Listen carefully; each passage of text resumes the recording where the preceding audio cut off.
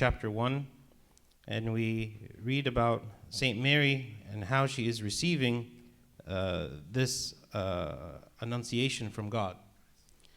And she says, "Behold, the maidservant of the Lord, let it be to me according to your word." This is what she says when she reads the annunciation from Archangel Gabriel. And this demonstrates to us something about her and the way that she receives the will of God in her life without fear, without complaining, without, doubting. But she simply says, "Let it be to me according to your word." So it's something very important for us to learn from her example of how is it that we can have this same kind of submission to the will of God in our lives and everything that we do. In Jeremiah chapter 10, it says, "O Lord, I know the way of a man is not in himself. It is not in man who walks to direct his own steps." We see actually many great servants in the Bible that were called to submit to God without fully understanding, and certainly this is the way that God operates. What makes a servant a great servant is not that he is very knowledgeable, but that he has faith in God, and he believes in him, he trusts in him, even when he does not understand the direction that things are going, the direction that God is leading him. And that's actually what God has said. He says, the way of a man is not in himself. It is not for a man to direct his own steps. That God is the one who is director. He is directing our steps. He is the one directing us and guiding us in the direction that we should go. And it's important for us to remember this, that it is not for us to decide. Yes, we have decisions that we make, obviously, but those decisions are within some parameters and some boundaries and some guidelines that God has given to us. For instance, God might not allow us to be successful in a certain path or direction that we desire because he doesn't want us to go down that path. So sometimes people continue to fight against something that they wish that they could do and cannot do, and they wonder why is it. And the world teaches just keep trying, try harder. And of course, yes, we should try, we should persevere, we should try again and again. We shouldn't just accept that when we fail that we stop. But we also have to keep in mind, what is the will of God? Am I desiring to do the will of God in my life, or am I desiring simply to do what I want for myself? And St. Mary, someone like St. Mary, could have very much had a very different plan than to be the mother of God. We would expect so, that she was living with Joseph, who was her caretaker. They were not married. They were betrothed together. They were living together. He was much, much older than her. Okay, they were not actually like a married couple. When we see the depiction of Mary and Joseph as though that they were similar in age and though that they're married together, that's not how they were. But she had a certain understanding and perspective of how her life was going to go. She had lived all of her life in the temple. She knew she was going to be a virgin. And what are her plans in her life? But her plans very much changed, whatever they were, from what she had expected. And we see that in that split moment, whenever Archangel Gabriel came to her and she says, "Behold, the maidservant of the Lord," okay, it is something very powerful for us to hear. If you can imagine that if we were in such a situation and we hear about the news that rattles us, that makes us doubt the direction of our life, our first reaction and our first instinct is to fight against it, is to resist it. Something that I don't want, especially when it's something that seems much harder and much more difficult than the path that I chose for myself. This path that I want for myself seems like the right way that I should go. And yet, here St. Mary, in her perfect submission to God, she makes herself completely surrender to God, that whatever it is that you want for my life, I will do. One important principle of this is that a lot of times we don't have an understanding at the beginning. Why is it that this is happening? And certainly St. Mary could not have fully understood in that moment when the angel says that the Holy Spirit will overshadow you. Okay, what does that actually mean? And what is going to happen to me? And what is the ramifications of such an event on the rest of the world? And nor could she have expected that 2,000 years later people would still be talking about her and talking about the things that she did and speaking about her obedience. So one important principle to learn is obey first, understand later. Okay, because she obeyed without understanding. She could not. And actually, had she kept asking all the questions that would have come to our mind to ask, none of the answers would have really been sufficient. None of the answers would have really have made her to understand that this is something that had never happened ever before, to make her really understand what it means for mankind for this to happen. So she accepted it. She accepted it simply because she put her faith in God. Okay? In Proverbs 23:26, it says, "My son, give me your heart and let your eyes observe my ways." Okay? That we give our hearts to God and we trust in him. Also, Matthew 6:33 says, "But seek first the kingdom of God and his righteousness, and all these things shall be added to you." How are they going to be added? How am I going to get these things? It doesn't say. Just trust. Just trust in God, and the rest of these things will be added to you. So obedience leads to understanding.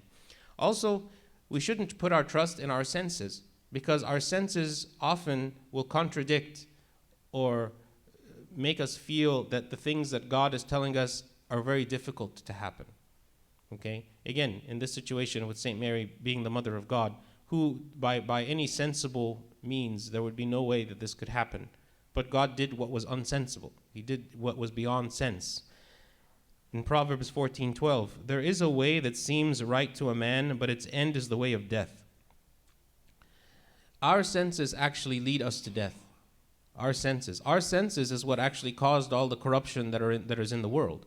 Because when Eve used her senses, and she said that the tree that she ate from looked like it was good for food. How did she decide it was good for food? Using her senses. But who is it who told her that it was not good? It was God himself. So she had to make a decision at that point. Am I going to trust the word that God has said, or am I going to trust my senses? She trusted her senses, and now we see the outcome of that choice. So it's very important for us also to be very critical of our senses. Are my senses really telling me the truth, or are they lying to me? Am I placing my trust in God because I trust in him, or do I trust my own senses more?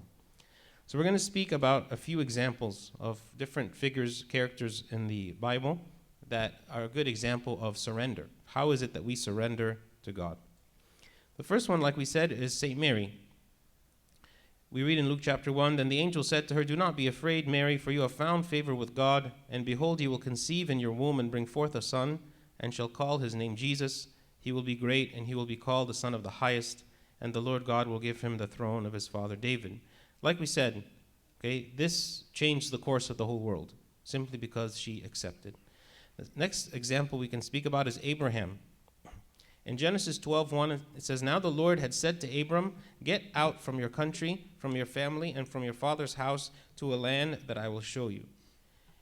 God is being like purposefully vague. He's not giving any information that we would ask. You know, if you think about how much energy and effort we put into simply when we want to move houses from one location to the other, what is the amount of research that we do before we feel comfortable making such a move? We research the housing prices. We research maybe the schools in the area. We look at the crime rates in the area. We look at the traffic in the area. We look about how far it is from work. How far is it from school? How far is it from everywhere that I care about? We ask hundreds of questions before we begin to feel comfortable that I want to move to this place. And here God is telling Abraham, just leave, and I'm going to show you where to go. And Abraham left. He did exactly what God had said, right? There was no way for him to know where he was going. There was no internet for him to look up even a picture of where the place was, and yet he decided to get up and go simply because of the will of God. This is like Abraham saying, "Let it be to me according to your word." That Abraham decides that it is not for me to direct my own steps, that my life does not belong to me, that God has placed me here for a purpose, and I choose to surrender my will to God, because the life that I will have, surrendering my will to God, will be far greater than any other life, will be far greater than the life that I would choose for myself. That he is thankful. And sure enough, we see what was the outcome. The outcome was that he became the father of many nations. He became the patriarch of the Jews and of the Christians, through which all the prophets came. Everyone. This is what God had prepared for him. Also, we read about in Abraham that he also surrendered when he sacrificed his son.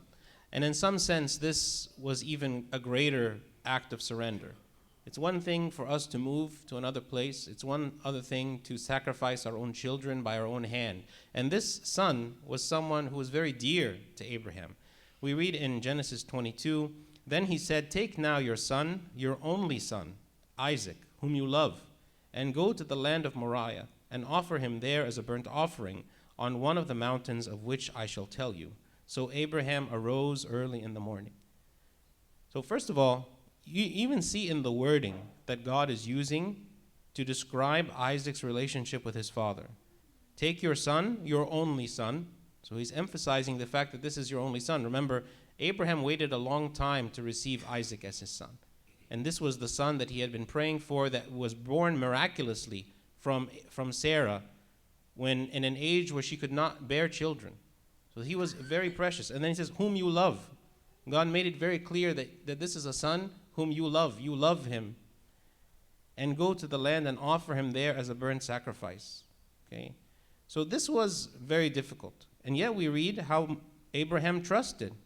How Abraham trusted God. He says it rose up early in the morning. He didn't delay. He didn't even, was upset and just said, "You know what, I'll put this off for a few days. Let me think about it. Let me pray about it some more. Maybe I misunderstood. Let me negotiate with God. Maybe there's another option." We wait far longer to obey God in very small things. And look how fast that Abraham is obeying God and surrendering his will very quickly. And then we read when Isaac is speaking to him as they're traveling on the way to the mountain to be sacrificed. It says, "Then he said, 'Look, the fire and the wood, but where is the lamb for a burnt offering?'" This is what Isaac, his son, is saying. He's saying, "You said we're going to offer a burnt offering. Okay, I'm going with you. Where is the lamb? Where is the lamb that we are going to sacrifice in this burnt offering?" And he says, "And Abraham said, 'My son, God will provide for himself the lamb for a burnt offering.'" This is also demonstrates a very deep sense of faith. Because what is happening is two very contradictory things.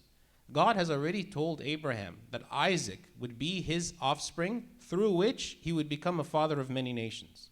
And that Isaac was born as the child of promise to Abraham. So God has said that there is no way that Isaac can die before this happens. It has to be that Isaac is able to produce offspring for Abraham, based on the words of God. But now God is saying the complete opposite. He's saying, "No, now you're going to kill him. You're going to offer him as a sacrifice." Okay? And we don't hear even Abraham arguing with him. It's like, "Well, what about you said he was going to be the son of promise? What about like all the offspring and the stars of the sky and the sand of the sea and all that stuff that you said? What happened with all of that?"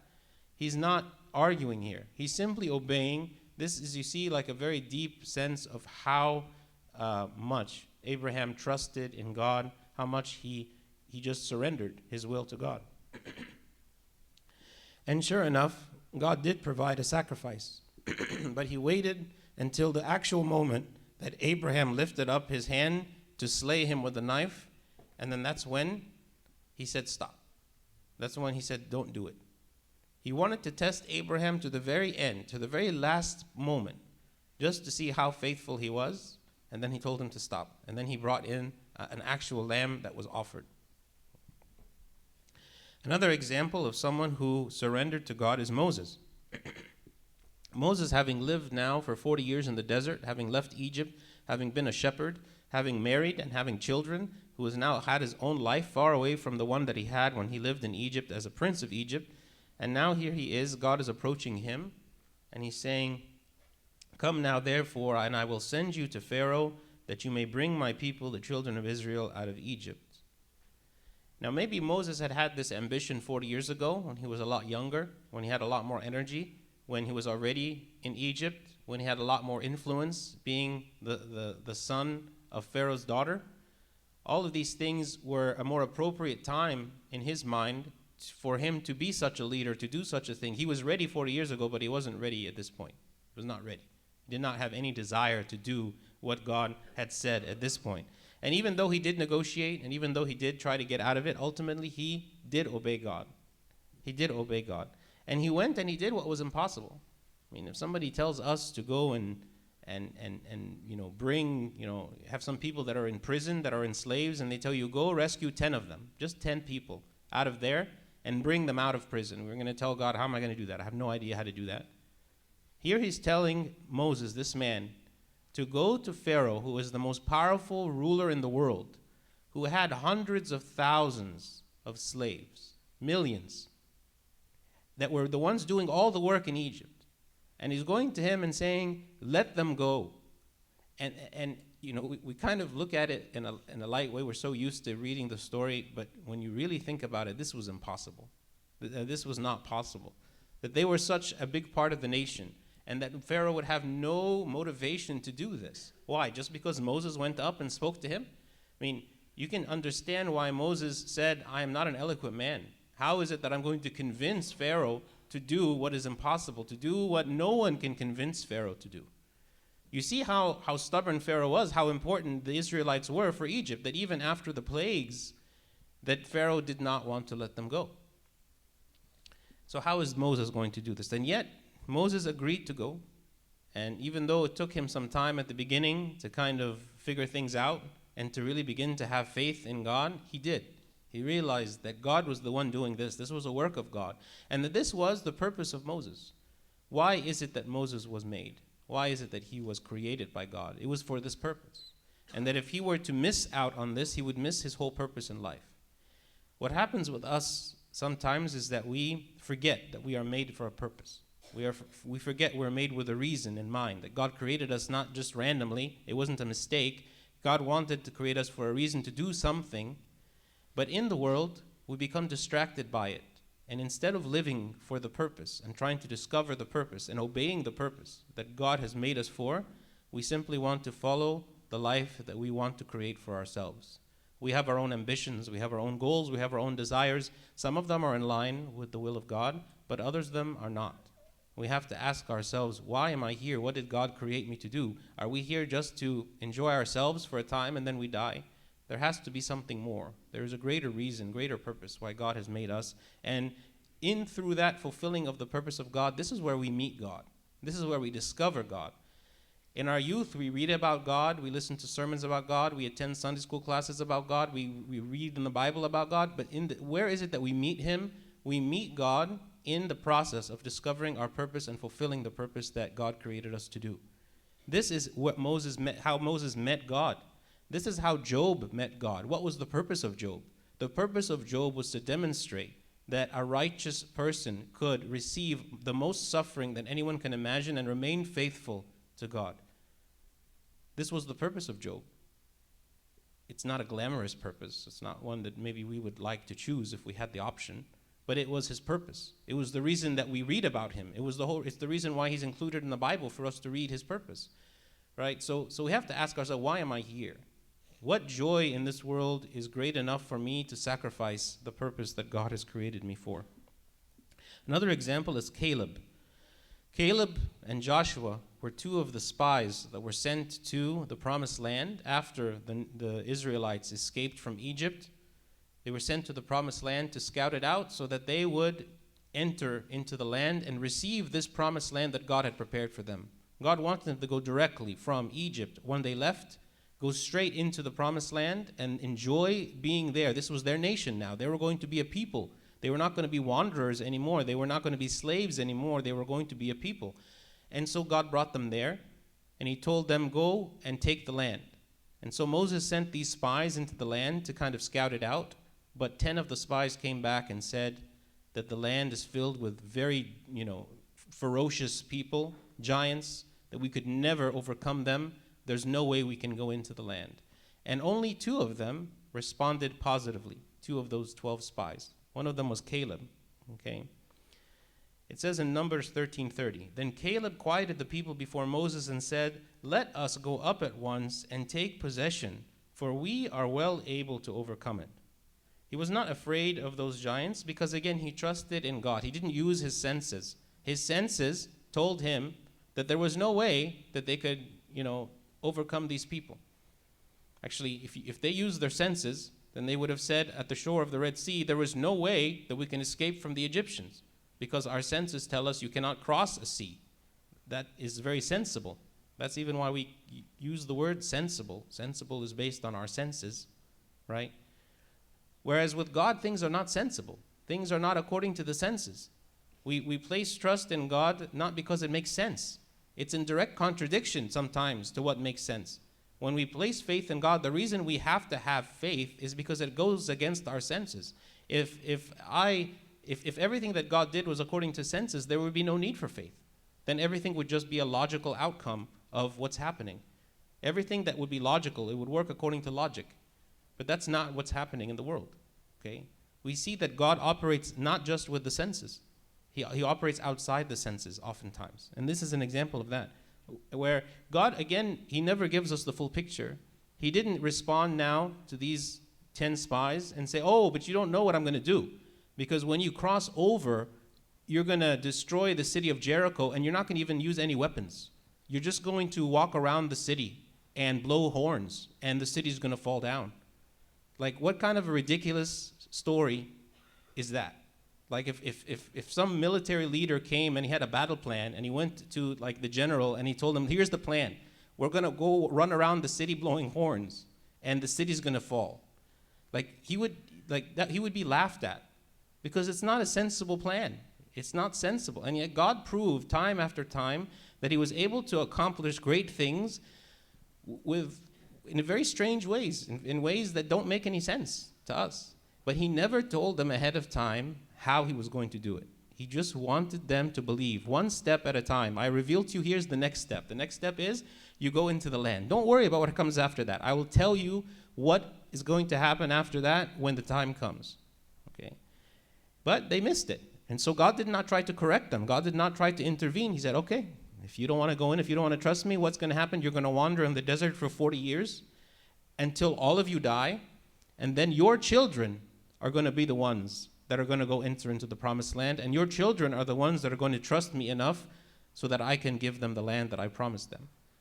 So this is the way that God operates. We don't want to miss the promise of God because of a lack of faith. We don't want to miss it because we are too afraid. We don't want to miss it because we are rebellious. We don't want to miss it for any reason. Another example is King David. Okay, King David. After God rejected Saul to be king, he wanted to anoint a new king. Wanted there to be a new king. And so who was it that was going to be king? Okay. God sent Samuel the prophet to Jesse, who had many sons.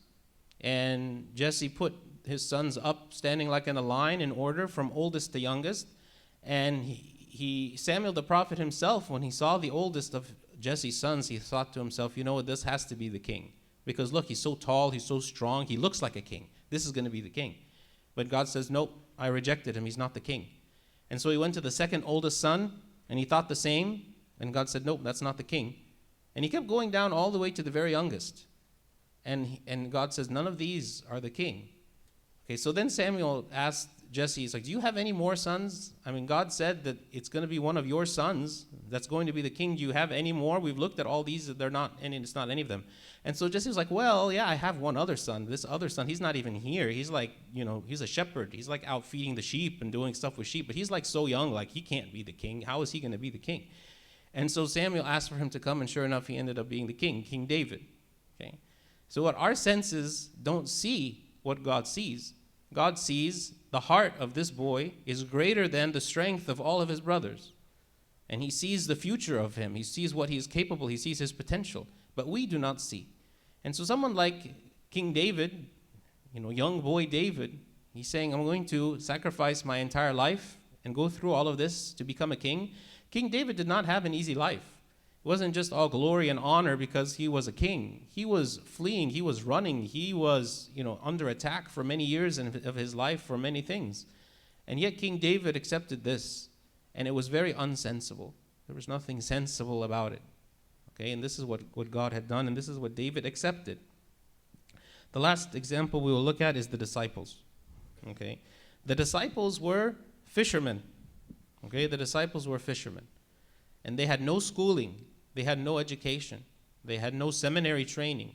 They were not rabbis. They were not teachers in the synagogue. If you were going to attend the synagogue and you asked someone to come up and speak, it was not going to be them. It was not going to be them. There would be the ones who were there listening because they were not teachers of the law. They were very simple men that were hard workers, And yet God went to these men, not to any rabbis, and chose them to be the apostles. Okay, very different. He says in Matthew 4, "Follow me and I will make you fishers of men." They immediately left their nets and followed him. So it's really amazing, again, who God chooses and how does he choose them. We don't understand his principles of how he chooses. He sees beyond what we see. If any of us were living at the time, we would have likely never chosen these men for anything. Okay, never chosen them. We would have gone to the powerful, to the wealthy, would have gone to the knowledgeable, we would have gone to those people who have some speaking ability. Like these things are what we look for. Okay, when we're trying to fulfill an important position, we don't look to the children. We don't look to the unexperienced. We don't look to the illiterate. We don't look to the uneducated. And yet in the eyes of God, maybe these are the greatest of all. That in his judgment, he judges them much higher than he judges any of us. Because he looks into their heart. He sees what they're capable of. He knows their faith. He knows their love. And he chooses them for what is invisible, for what is hidden inside. So again, this is unsensible. And this required from the disciples to surrender their life, their career, their families, everything, to become apostles, to become martyrs. But again, this was the plan of God from the beginning. Look at another counterexample with the rich young man. This rich young man, he was wealthy, but he went and asked God, what is it that I should do to inherit the kingdom of God? And God told him, just sell all you have and come and follow me. He was calling him to be a disciple, to be like an apostle like the others. And yet he was unable to give it up. He was unable to sacrifice what God had asked him to do. And this is not to say that God asks each of us to give up all of our wealth, but God asks each of us to do something that maybe is a dear thing to us, that we cling to, that we hold on to, that is kind of something that keeps us bound to the world, whatever that might be. And that thing that keeps us bound to the world is a hindrance to us. And it's a hindrance for what God wants me to do. And God tells us, give it up. Give it up and come and take up your cross and follow me. And we have to then in that moment decide, are we going to say, like St. Mary, let it be to me according to your word? Am I simply a servant of you? You created me. I am your servant. I will do and say whatever it is you ask me to do and say, because I trust